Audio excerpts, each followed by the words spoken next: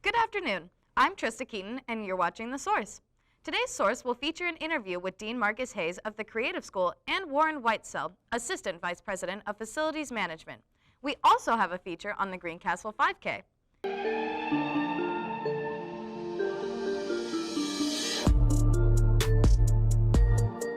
In an email sent February 20th, DePauw administration outlined further details about the $64 million donation allocated to the Creative School. The email began, "I am writing to share additional details about the donations allocated to the Creative School from our generous donors. As part of the $64 million in gifts that have been allocated to the launching and continued success of the Creative School, $10 million has been directed by the donor toward the spaces and places that make up the Creative School's footprint. We are excited about the opportunities this presents related to the spaces where we make, perform, practice, learn, think, connect, and study on campus." We asked Dean Marcus Hayes about some of his ideas and Warren Whitesell about the facilities capabilities with this new allocation. Well, I'm Warren Whitesell, AVP of Facilities Management. And I'm Marcus Hayes, Dean for the Creative School. All right. A part of this shift is that we are moving to this 3-school model. And so the gift portion that has been assigned for the launch of the Creative School, there, $10 million of that gift will be allocated for renovation to create a footprint for the Creative School that's similar to the renovation that happened in Harrison Hall. Oh, gotcha. So when you walk into Harrison Hall, you know, the entire first floor was redone. They punched a hole in the ceiling. There's signage. It's clear that that is like at least the home base for the School of Business and Leadership. So we're looking to do something similar here in GCPA, but also there will probably be some things that will change in Peeler Art Center. Oh, okay. And as well as potential other spaces on campus. So Kerr, like Peeler or the GCPA, probably not to everybody's satisfaction. And that usually happens, so there'll be groups that feel very strongly that you aren't attending to this particular need. And well, that might be true. The challenge is that need, when it's weighed out against maybe some other issues across campus from other angles, Kind of may falls not. in it. Yeah, it may be very high, but it may not be quite as high as something else. And so that happens. We do use that operational dollar to help address issues and maintain buildings. I've actually had to help many faculty with the math. Yeah. Right? Because the math people aren't tracking Yeah. the math. So the total gift, $200 million. Yep. But then that $150 million is dedicated to the endowment. Okay. So $64 million is allocated for Creative School. I said $10 million is for this renovation project, the footprint project.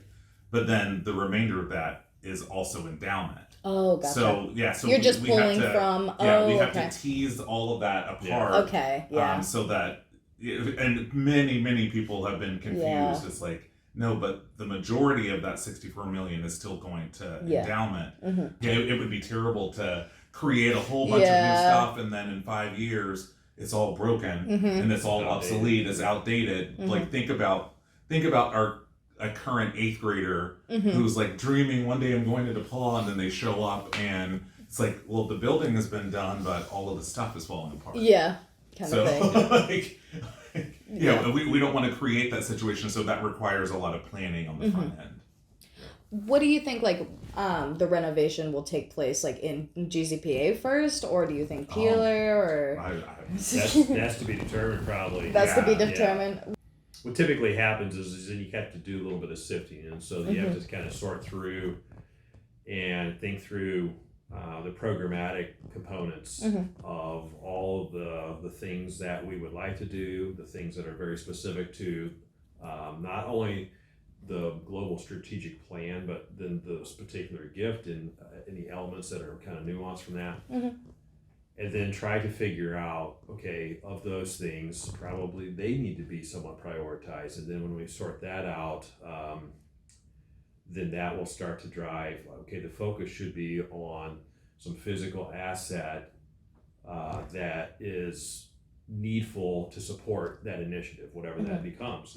Like we want to walk into that new space and it be in use with the student body then. Harrison's renovation for the School of Business went exceptionally fast, Yeah. which, is doable, but it is tough. Yeah. And when you're trying to do it in a building that has academic functions and students are trying to have classes. Yeah. Endowment gift, actually, it has to sit in the market for 3 years before you actually start to see any Give back, interest draw from it. So again, it's about future planning, and it's a bit further down the road. Yeah. It is not the $150 million portion of the gift that is going to the endowment. It's not immediate use. Yeah. So it does not actually relieve budget pressure. Yeah.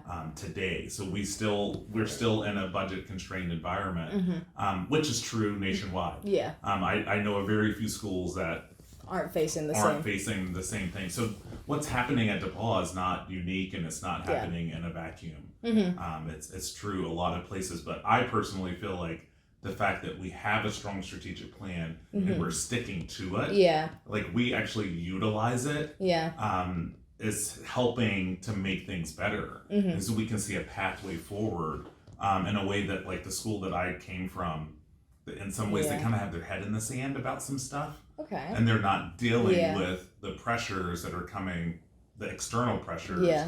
That in some ways we couldn't predict a pandemic and the impact, the length of time it was going to last. We couldn't have predicted then the resulting inflation that came afterwards. So it's a very complex set of circumstances that have led to what I think a lot of schools are facing right now. Yeah. Example, when the School of Business was being designed and the place and the presence of it was being identified, there was also very careful thought put in, like, we do not want this to be the exclusive place for School of Business. School of Business exists, throughout DePauw.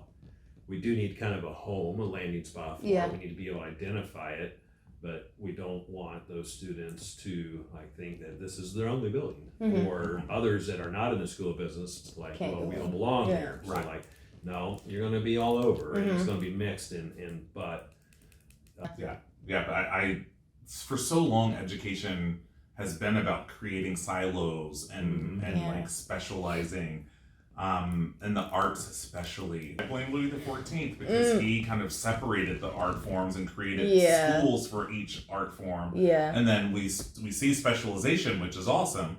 But then you have specialization in isolation, which isn't good.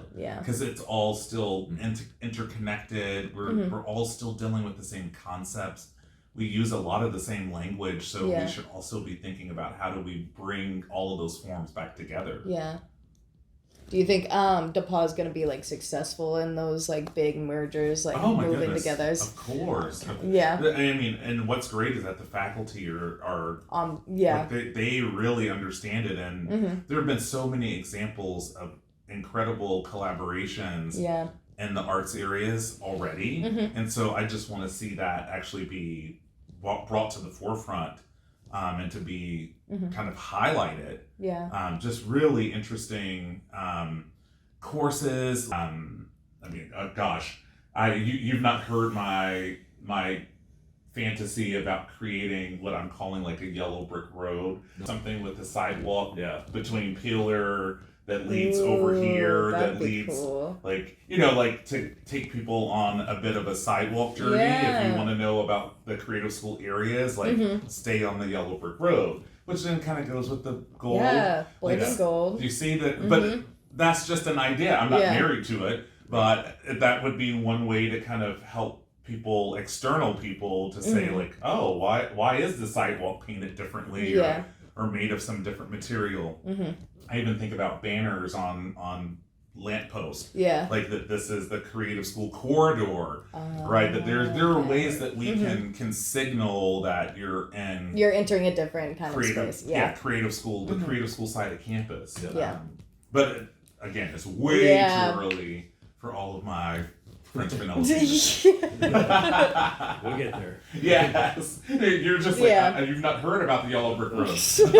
You heard about it today. Greencastle 5K took place Saturday, March 9th, and had one of the biggest turnouts in the organization's history. The Shamrock raises money for the Greencastle Music Festival so that the event can be free to the community. Your very own Source host also placed third in the division class. We now move into the War Room with PAC student and researcher Jake Wood. Thanks, Trista, and welcome to the War Room. For our first story, the country of Sweden has officially joined the NATO alliance, ending several decades of international neutrality. As of Thursday, March 7th, Sweden is now the 32nd member of the military alliance.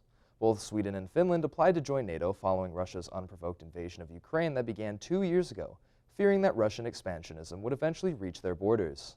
Sweden's admission to the alliance allows for NATO to dominate the Baltic Sea region, an area vital to Russian trade. Following Sweden's entry, the country's prime minister attended Joe Biden's State of the Union address, where the U.S. president formally welcomed him into the pact. For our next story, women around the world celebrated and held demonstrations in honor of International Women's Day. The holiday, which is celebrated on March 8th every year, aims to recognize the historical achievements of women while also calling attention to the issues and discrimination facing women today.